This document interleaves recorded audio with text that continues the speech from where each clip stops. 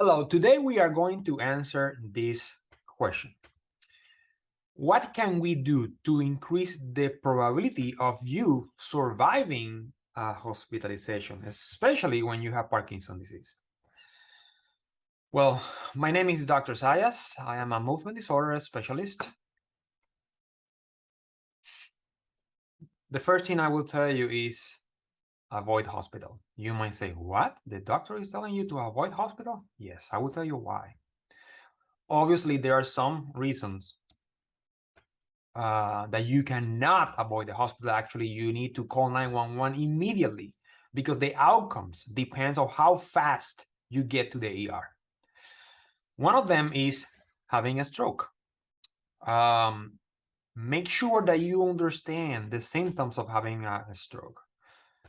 Just try to find out what are the symptoms so you are prepared, and you need to call 911.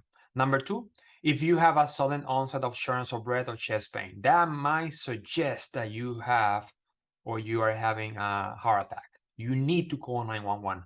Number three, if you have a severe trauma, especially, for example, if you have a fall and you hit your head, you have a loss of consciousness, and now you're having headaches, or because you have a fall and now you're having a left hip pain, that might suggest that you have a fracture or you have a bleed in the head.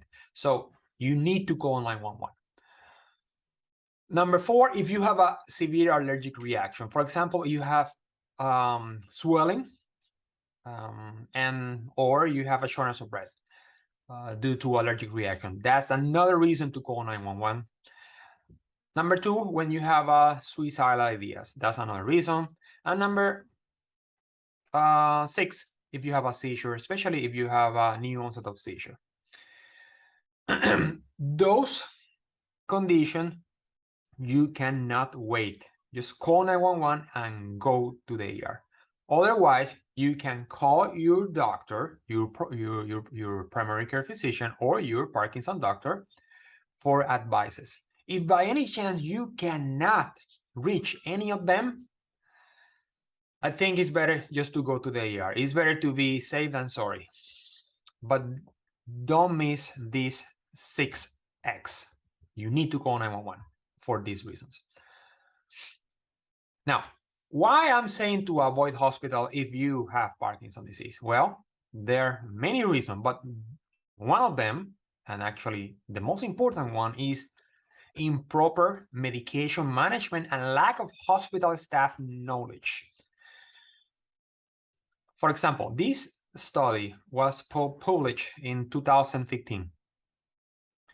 It showed that 38% of the patient received the medication on time. So everything was okay. But 33% of the patient did not receive the Parkinson medication. I'm talking about the levodopa at all, nothing. So this is scary. There are many reasons for that. So you see this graphic show how important is this. And this is very common, very common. Now, interestingly, 21% of the patients receive contraindicated medication that are contraindicated in the setting of Parkinson's disease. 21% of the patient. And another detail is that 70% of the hospital staff were unaware that those medications are actually contraindicated in the setting of Parkinson's disease. Very scary situation, right? Now, another reason is if you are admitted to the hospital in the setting of Parkinson's disease, you are higher risk of having delirium, which is acute confusional state. I will tell you what actually is that and how to prevent that later. Number two, patients with Parkinson's disease, they stay longer in the hospital, approximately 2 weeks more than the other patients. Remember, when you have Parkinson's disease, you can also have other diseases that make the things more complex. Lack of care standards, different from a stroke. In a stroke, we have protocols. When you have a MI or a heart attack, you have protocols. Here, we don't have protocols in the hospital. So it's a very difficult situation. Increased risk of fall. That's another reason to avoid hospital. The chances of you having a fall in the hospital increase significantly. What to do, or actually, why do Parkinson's symptoms get worse in the hospital? Well, there are many reasons. One of them is, like I said before, mismanaged PD medication. Lack of mobility. So imagine that you are on the hospital bed for more than 24 hours. You will be weak. You will have general deconditioning, physical deconditioning. And many of the patients with Parkinson, when they are admitted to the hospital, they end up in the acute rehab setting, getting physical therapy, occupational therapy, speech therapy, to get better, to get stronger, to recover the function so they can go back home. Now, other reason for that is new medication. Sometimes patients receive medication that are actually contraindicated in the setting of Parkinson's disease. I will tell you which medication I'm talking about later. Sometimes the brain cannot compensate anymore. When you are under stress, physical, emotional stress, like having an infection, a surgery, your brain cannot compensate. So you will see more Parkinsonian symptoms. You will see more tremors, more stiffness, more slow movement, even slow thinking, because your brain cannot compensate anymore.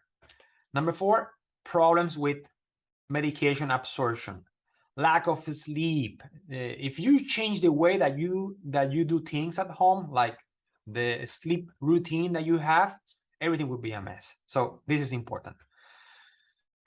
Problems with the bladder and bowel pattern changes. So it's just you are not doing the same thing like you do at home, so you will have problems too, and that lead to problem with the absorption. Now, let me ask you something. What do you think will happen if you stop the levodopa? When I say levodopa, I mean Ritari, Cinemet, abruptly, cold turkey. What do you think will happen? Well, you might end up in the ICU, like this lady here, and you could die, actually. Okay? Why is that? Because there is a syndrome that we call neuromalignant-like syndrome. Another name for that is Parkinson hyperpyrexia syndrome. This is another name. And this is when you have patients taking levodopa for years, months, and then they get to the hospital for whatever reason that I don't understand, because I don't see any reason why you need to stop the levodopa in the hospital. There's no reason. Might be a reason to decrease the doses, but to stop the levodopa, no, I don't see any reason to do that. If you do that, you might end up, actually, there is a fatality rate of up to 4%, okay? Especially if you have other conditions, other comorbidities around you, make things more complex. So, for example, those patients, they will have a high fever, and not the fever that you see with infection, low-grade fever, no, high, very high temperatures, confusion, more stiffness, but more than usually. The patients become very stiff, high blood pressure, low blood pressure, high heart rate, low heart rate, cardiac arrhythmias, many other issues, and the patients also might become sweaty, a lot of distress. So never stop the levodopa. There's no reason to do that. Might be reason to decrease, but not to stop. Remember that. What medications are contraindicated in the setting of Parkinson's disease? And pay attention, because this is extremely important. Every time that I cover the hospital and I see a patient in the hospital for Parkinson's disease, they get the incorrect medication. I don't know, there is a lack of knowledge, obviously, but this is extremely common and very important, because if we do that, we are prolonging the hospital stay on those patients with Parkinson. So these are the medication I'm talking about. All of these medications, this group that you see here, are medication that we use when patients become very agitated in the hospital. The regular patients without Parkinson. You should not use this medication in any patient with Parkinson, because you are blocking dopamine. And remember, the problem with Parkinson's disease is a lack of dopamine. So you are blocking even more dopamine. So what do you think is going to happen? Worsening of the symptoms. Those patients become very, very, very stiff, very slow. So don't do that. There are other medications that we use to prevent or to treat nausea or vomiting, like this one here. So in summary, all of them block dopamine. The only two medications that you can use in the hospital to treat patients with severe psychosis when safety is an issue is clozapine and quetiapine. Clozapine is very difficult to use because you have to monitor those patients closely. There is a 1% probability, probably less than 1%, to have a severe decrease in the numbers of white blood cells. White blood cells are the cells that fight against infections. So what happens is if some patients taking this medication, the white blood cell count decrease significantly, so you will be more predisposed to have infection. So we need to be careful when you use this medication. So I typically use when I am in the hospital and I have a patient with Parkinson having significant agitation, psychosis, when safety is an issue, I use this one, quetiapine. Quetiapine is Seroquel. I start with a low dose and I go up progressively. There is another medication approved by FDA. I don't want to talk about that because it's by the way, it's Nuplazid. That's the name of the medication. But because take a long time to see something. Okay, so those patients are very, very agitated. You need something to work faster. So that's why we don't use Nuplazid, and the majority of the time is not available in the pharmacy of the hospital anyway. Okay. Now, what is the delirium? So very important to prevent delirium. Okay, prevent delirium. So this is what we call delirium precaution. So delirium is a sudden confused thinking. You have a reduced awareness of the environment. You might have trouble paying attention. You don't pay attention well, and you are not thinking clearly. And that actually comes and goes. So you see patients very, very, very hyperactive, agitated, or, which is more common, is feeling sleepy. They are sleepy. But you see this fluctuation in being very, very agitated and very sleepy. And it's a lack of attention is a very, very critical part. Why we need to prevent this? Well, because delirium is associated with very bad things. Number one, increase the risk of having a fall. Increase the chances of you ending up in a nursing home. Okay, nothing against nursing home, but this is one of the reasons why people end up in a nursing home, having significant amount of delirium. Increase mortality, so the probability of you dying increase if you suffer from delirium in the hospital. Also, there is some data suggesting that when you have delirium, you might have actually a permanent cognitive decline and also motor deterioration. So you have physical deconditioning. So many times you require acute rehab, like I mentioned before. The good news is like approximately 35% of the cases, you can prevent this, okay? Approximately 35% of the cases. Sometimes we cannot prevent these kind of things. Now, who is at risk of having delirium? Well, if you have prior episode of delirium, you are at risk. If you are any other patient with infection, pain, metabolic disturbance like sodium high, sodium low, high calcium, low calcium, phosphorus, any metabolic process going on might predispose you to have delirium, especially in the setting of liver failure or kidney disease yes. If you have a baseline cognitive impairment, when I say cognitive, I mean mentation, the thinking, memory issues, so you are more predisposed to have the delirium. Also, if you have history of alcohol abuse or any other substance abuse, such as nicotine or alprazolam, any of the benzodiazepines, because you might be predisposed to have withdrawal from those substances. There are also patients that are taking medication that we typically use in the setting of Parkinson's disease that might predispose you to have delirium, such as amantadine. Amantadine is a medication I use a lot, but in the hospital, it might actually predispose you to have a delirium, especially if you have a renal failure, because this medication is eliminated by the kidney, and when you have a renal failure, get accumulated. So you might see a lot of confusion, hallucination, jerks, because amantadine levels in your brain are so high that this is what the brain will react. So those patients require actually to stop the amantadine, okay? So there are other medications such as 3-hexyphenadil, Artin, this one that you see here, very difficult to pronounce, that and benztropine, they have similar mechanism of action, and they can make you very confused, okay?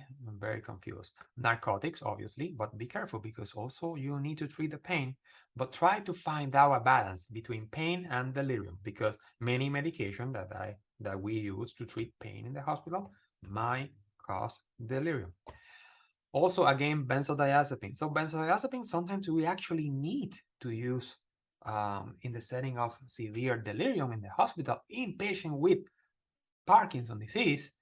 But at the same time, some patients react in different way, and they can become more agitated with the benzodiazepines. So it's good to try, because it's better to try benzodiazepines than trying the other ones I told you not to use that block dopamine, okay? But still, benzodiazepine can actually predispose patient to have delirium. And especially if you stop benzodiazepine, full turkey, because you will have withdrawal symptoms, okay? There are also bladder pills. Patients who are taking oxybutynin. Oxybutynin is a medication with similar mechanism of action than these two here, benztropine and 3-hexyphenadil. So they might make you confused as well. There are other bladder medication that should not cross the blood-brain barrier, so should not cause confusion, okay? Now, how to prevent delirium in the hospital? Well, number one, avoid polypharmacy. When I say polypharmacy, I mean some multiple medications. Remember, not every symptoms in Parkinson's disease you need to give a pill, okay? Don't think like a pill will solve all your problems, because this is not correct. Number two, have a clock of a calendar in the room. That might help patients. Another thing that you can do is avoid medication associated with delirium, like I mentioned before. And I forgot to tell you, patients that are taking Benadryl as well. Benadryl actually might create confusion in patients, and susceptible patients, like patients with Parkinson or any other neurodegenerative diseases. Constant reorientation. For example, how you can promote a constant reorientation. For example, if your dad is in the hospital and it's 8 a.m. in the morning, so you go to the room and you say, "Dad, it's 8 a.m. It's time to eat. It's time to have breakfast." So that kind of things. Dad, it's almost Christmas, so almost 3 days to have Christmas. So you are giving reorientation, okay? Wear your glasses or hearing aid. This is important, very important. So because you are perceiving better your environment, okay? Next, do not change the way that you take your PD medication, okay? If you take the medication at 6, 10, 12, 3, 6, 8, the same thing. Please don't change the way that you take your medication because you are in the hospital. You might need to decrease something. Yes, you might. And you might need to stop one medication that you use for Parkinson, but not levodopa, okay? But not levodopa. And be careful if you stop medications such as the dopamine agonist, propranolol, pramiprazole, or the patch that we use for Parkinson, Nupro, because some patients, approximately 30% of the patients, they will have a very severe dopamine agonist withdrawal syndrome. Very bad. This is when the patient actually becomes very, very, very distressed. Very, very difficult for them to describe what they feel, but they can feel like they feel even pain. They feel it's a nervous breakdown. Okay, very difficult for them to describe how they feel when you stop those medications, but not fun at all. Adequate pain management is another way to prevent delirium. So remember, you need to have a balance, okay? Because medication that we use to treat the pain, it might cause delirium as well. So you need to have a balance. Next is avoid frequent staff room and changes in the staff or room pattern changes. So in other words, try to have a structure, not too much changes. You already have enough change coming from home to the hospital. So try to avoid constant changes in the hospital, including the staff, if it's possible. Sometimes we cannot avoid that. Try to bring items, photos of the family. That might help. The sleep hygiene, very important, okay? I understand that sometimes in the hospital, the nurse will wake you up to check the vital signs, but as a doctor, you need to reevaluate if you really need to do that every 6 hours. Sometimes you just need to do that twice per day or once a day, and let the patient sleep at least six hours, because otherwise you will have issues. You will have a lot of delirium. Make sure that you have adequate nutrition. Your loved one have adequate nutrition and fluid intake. Okay. Dehydration is actually common in the hospital too. An early mobilization, okay? Patients need to get therapy from the beginning, okay? From the beginning, this is very important, out of the bed as soon as possible. Obviously, there are some conditions that you need to be careful, but in general, even patient in the ICU get therapy, okay? What can we do when our loved one has delirium already? Patients already is having delirium. What we can do as a caregivers, right? This is my dad. My dad's in the hospital with Parkinson having delirium. What can I do? Number one, you can tell the primary doctor, the doctor who is taking care of your dad or your mother or your family member, your loved one in the hospital, to call the Parkinson doctor if they have any specific question. Okay, we are available for our patients, and a good hospitalist will look for expertise. Okay, I'm telling you, just let them know that we are available for any question. Sometimes they need help because there's a lack of knowledge, and we need to understand that. Okay. Again, give frequent reorientation, like I mentioned before. Sometimes you need to help, and maybe you need to be a sitter, because it's better to be a sitter than having restraints, okay? Sometimes there is no other option because the patient is so agitated that safety is an issue, or safety to another patient or staff, and you need to restrain. And obviously those patients require more stronger medication, maybe giving Ativan, which is lorazepam. So those situations require other things. Make sure that the patient is taking levodopa. So ask the nurse, just nicely, just ask the nurse, listen, I just want to make sure that my dad is taking the levodopa. And then they will tell you, okay? And if not, please tell them to call the doctor, because there is no reason, I don't see any reason why we need to stop levodopa in the hospital. We can decrease, but you don't need to stop. Okay, and I'm repeating this like 5 times because this is the most important thing I want you to get from this video. Make sure that you are sleeping at least 6 hours at night, okay? Because if you are not sleeping at all, you will have delirium and you will continue having this problem. Tell the team that if there is any history of smoking or alcohol, okay, because they don't know that, and maybe your dad or your loved one, your mother, is having withdrawal symptoms from any of those substances, okay?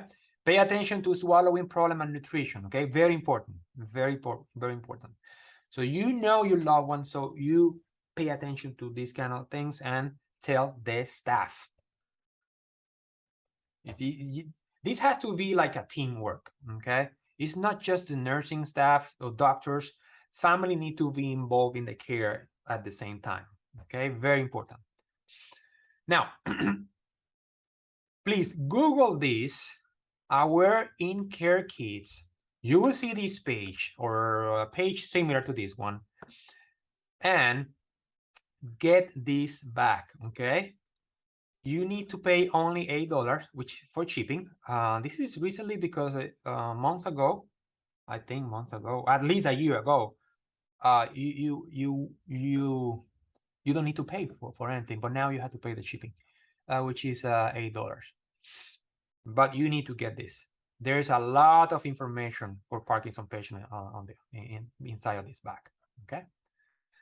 If you like this video, don't forget to subscribe to my channel. Thank you very much. See you soon.